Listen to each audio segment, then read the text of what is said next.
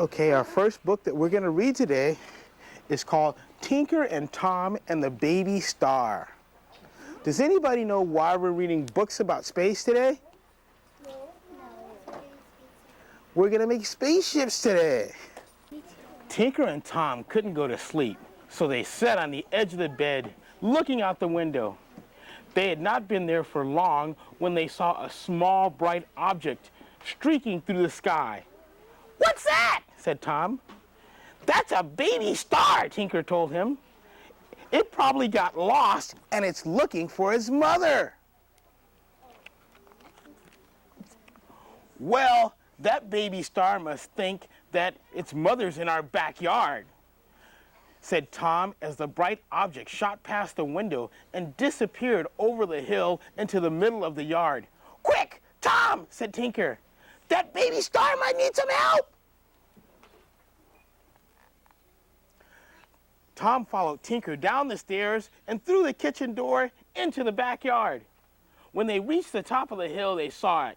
The object had shone so brightly, only moments before glowed so ever faintly. "It's a spaceship," said Tinker. Indeed it was, although it looked like a trash can with fins and a pointy top. As Tinker and Tom stood at the little craft, they thought they heard a small voice crying inside. Tom rolled over the spaceship and lifted the bubble-shaped lid. Inside the spaceship sat a tiny little star-headed baby, and when it saw Tom's fuzzy face, it stopped crying and began to smile. And it reached up at Tom.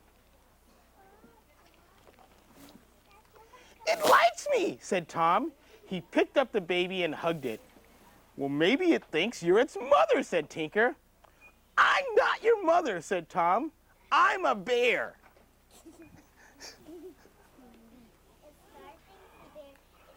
While Tom held the baby, Tinker examined the spaceship. It's got a few dents, but nothing seems to be broken." "Maybe it's just out of gas," said Tom. "Maybe," said Tinker, "but let's take it inside for a closer look." So Tinker and Tom carried the baby star and the spaceship into the back of the house. In the kitchen, Tom put the baby on the floor and helped Tinker hoist the spaceship onto the table. Then they found a couple of hammers in the drawer and they began to pound out all of the dents. Meanwhile, Baby Star had discovered Fluffy the cat had some delicious food on the floor. Fluffy, who had been sleeping on a pile of clean clothes, woke up and saw Baby Star eating all of her food. Think this cat's going to be happy? No. Think she's going to do something really mean to the baby? Yeah. Let's see. Fuzzy hissed "Sss," and got ready to pounce. "Don't you hurt that baby," said Tinker. Too late, Fluffy sprang toward the baby, and just then, the baby started to point at the fast-approaching cat. What do you think he's going to do to that cat? Instantly, Fluffy flipped over to her back, and she began to float around the room. Baby Star kept eating and pointing, and soon Fluffy was joined in orbit by an assortment of things, including a toaster, a blender, and several boxes of cereal. Well, this is a pretty cool magic power, huh? A few of Tinker's crayons joined the procession, making interesting designs on the walls and ceilings as they circled the room.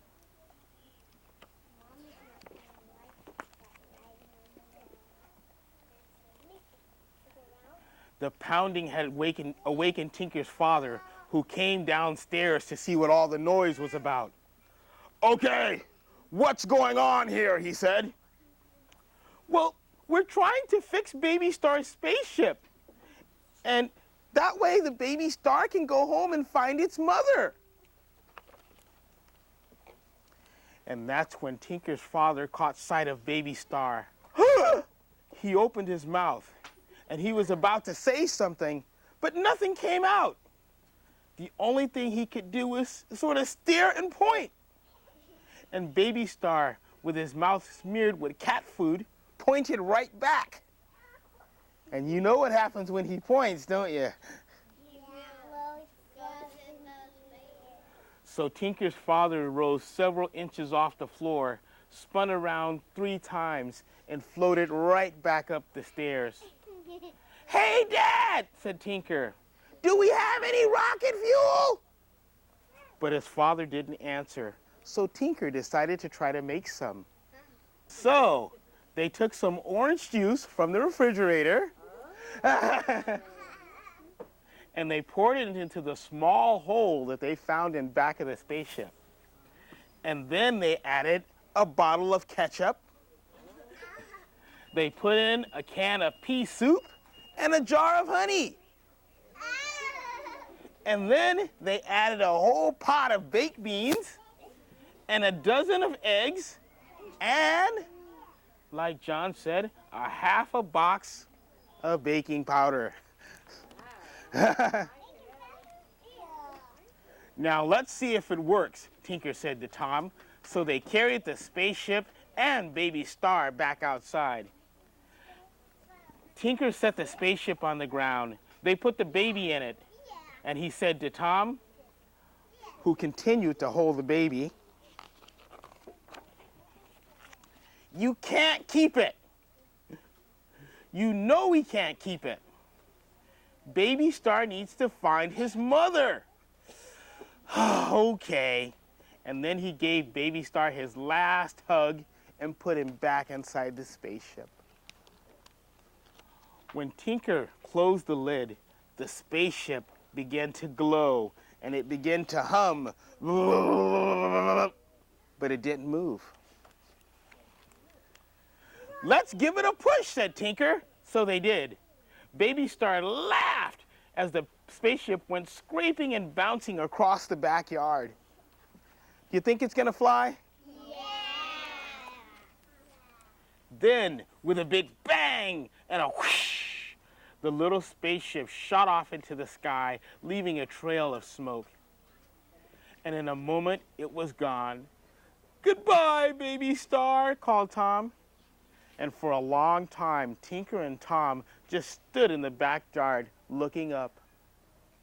And suddenly, from far, far away, a beam of light shone down on them. "I think Baby Star finally found his mother," said Tinker. And then they walked slowly back into the house. Okay, our next space book is called Space Case. It came from outer space to have a look around, to meet the natives who were not especially friendly. Everyone seemed to be so uncooperative. The thing from outer space was beginning to lose heart. But at the corner of Maple and Elm appeared some interesting folks. "Wow," said Buddy McGee. "Look at that! What a great costume! That must be that new kid from down the block." "Come with us," said Buddy. "Is this really the new kid from down the block?" No. "Trick or treat," shouted Buddy, and the nice lady gave him some candy. Soon, the thing was having a great time.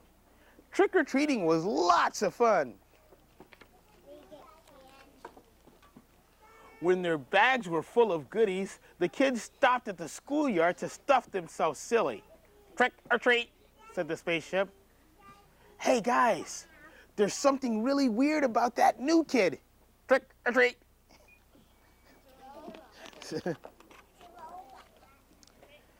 Hitting home, Buddy noticed that he was being followed, and for the first time, he got a good look at the thing.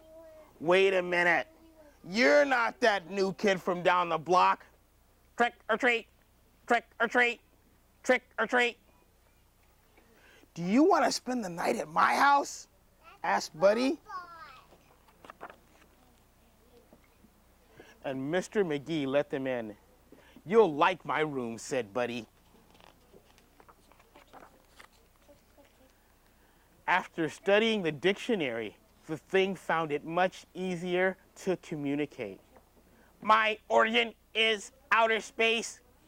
I thought so, said Buddy. We'll have lots to talk about in the morning. And when Buddy turned out the lights, the thing turned out its lights and lowered its antenna. Mrs. McGee was surprised to see the thing at the breakfast table. What on earth is that, she said. It's from outer space, said Buddy. Yes, dear, said his mother. While Buddy ate his eggs, the thing atomized a glass of orange juice. Fantastic toys these kids have these days, said Mr. McGee. Are you sure you want to come to school with me? Buddy asked the thing. Unquestionably. I want to observe. I want to go to school. You think he should do it? No. Everyone was so excited by Mr. Jones' reptiles that nobody even noticed the thing. Good heavens, said the spaceship. What weird-looking creatures. And now, said Mr. Jones, putting away his reptiles, it's time for our space projects. Uh-oh, said Buddy. I forgot to do mine. What am I gonna do? Calm down, said the spaceship. I have a plan. It was him. The first project was a homemade rocket. Primitive, primitive, too easy, primitive. Then John Watson showed a model of Mars. That is not Mars. It's all wrong, said the robot.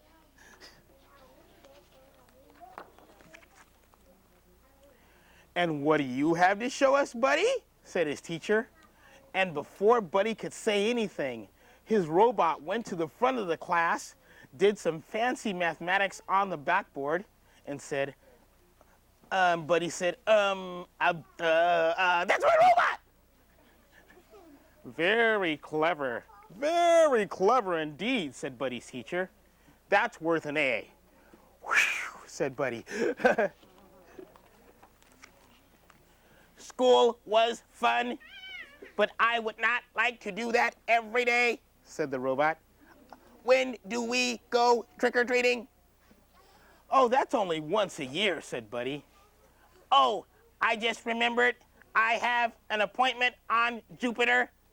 Wait, said Buddy.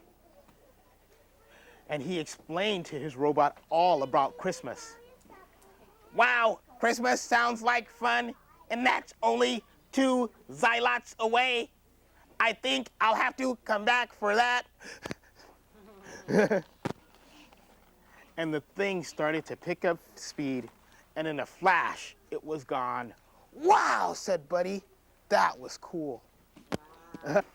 These are going to be spaceships that really fly.